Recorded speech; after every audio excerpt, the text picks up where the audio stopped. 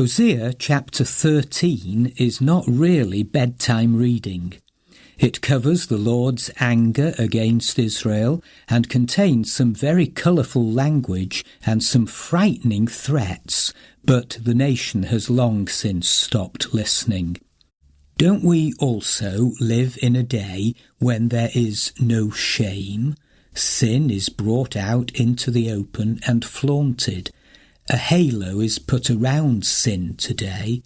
The sinner is commended for doing something new and daring and courageous. The openness of sin is not a mark of advancement, but it indicates that we are losing the civilization which formerly carried some semblance of Christian culture. Open sin is applauded. They hate hypocrisy, which is laudable, but sin is still sin, whether hidden or out in the open. When God gives warning of judgment, he's not playing with words. The nation of Israel had shriveled in spirit, and what was happening was that the sin which had been covered up was being uncovered. All was being exposed.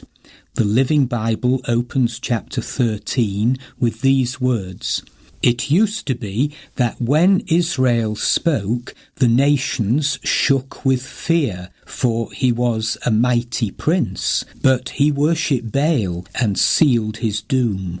And now the people disobey more and more.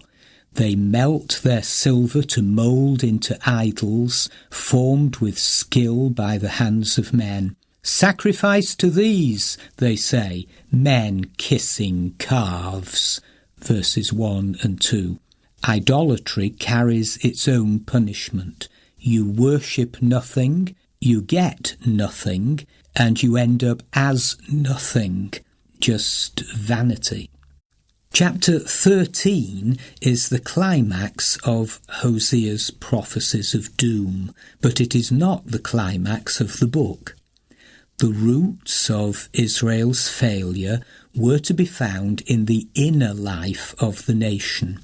Therefore they will be like the morning mist, like the early dew that disappears, like chaff swirling from a threshing floor, like smoke escaping through a window.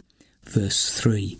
Mist, dew, chaff and smoke are all figurative for Israel, who was soon to vanish as a nation.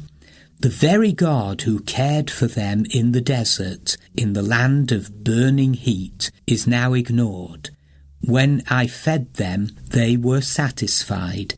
When they were satisfied, they became proud. Then they forgot me.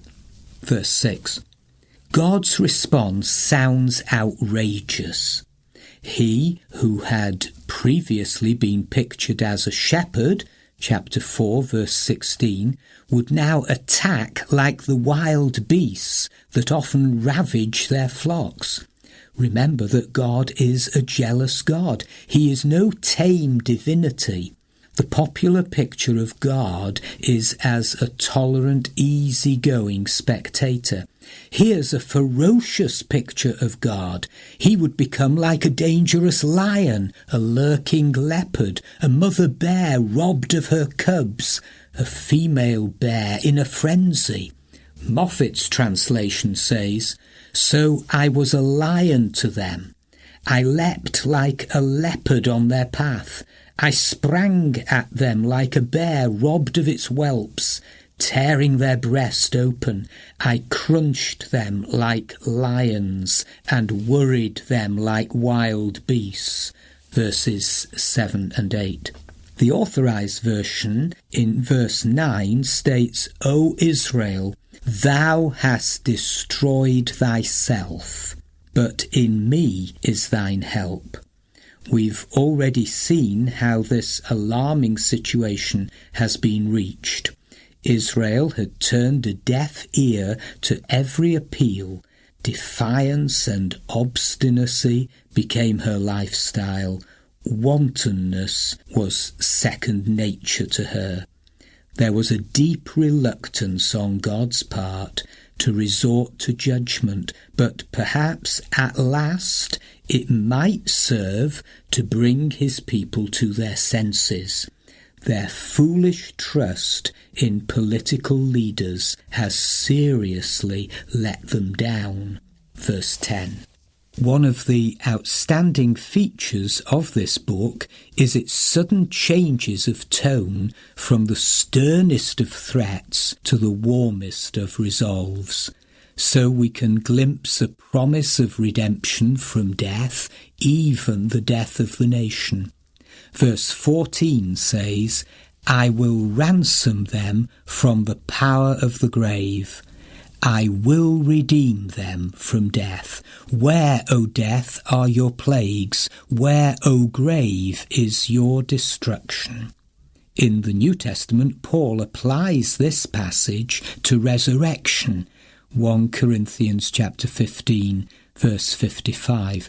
Could it be that although the death knell sounds in long delayed judgment, death can be overcome because God is the God of resurrection?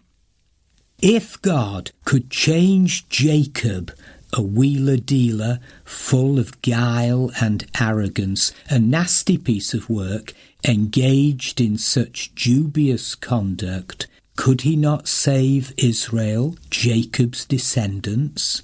In his sovereign will, God laid his hand on Jacob for a special purpose, and when God undertakes something, no one can defeat him. The God of Bethel took the initiative and dynamically intervened in Jacob's life.